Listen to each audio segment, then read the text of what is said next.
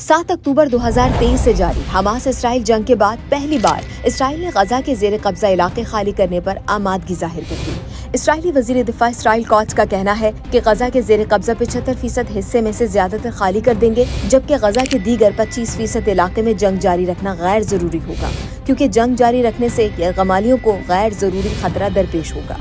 Israeli वजीर दिफा ने ये भी कहा कि कल के बाद गजा हमास के बगैर होगा। साथ ही उन्होंने उम्मीद जाहिर की कि गजा में हमास के साथ 60 रोजा जंग बंदी हो जाएगी। जंग बंदी के नतीजे में हमास 10 जिंदा यरगमालियों को वापस कर देगी, जबकि हलाक यरगमालियों में से निस्फ की लाशें भी वापस दे दी जाएंगी।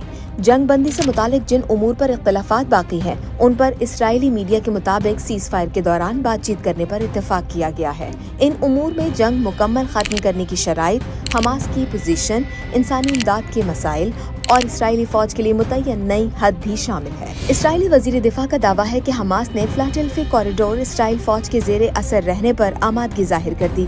फिलाडेल्फी कॉरिडोर गजा की पट्टी और मिस्र के दरमियान बफर जोन है। ये कॉरिडोर 100 मीटर चौड़ा और 14 किलोमीटर रकबे पर फैला हुआ है, जहां मिस्र, गजा और इसराइल की सरहदें मिलती हैं। मिस्र और इसराइल के दरमियान खुसूसी एहतमाम के जरिए इस कॉरिडोर की सिक्योरिटी अंजाम दी जाती है। ताहम मई 2024 में इसराइली फौज इस कॉरिडोर में दाखिल हो गई थी और अहम इलाके पर ताहाल काबिज है।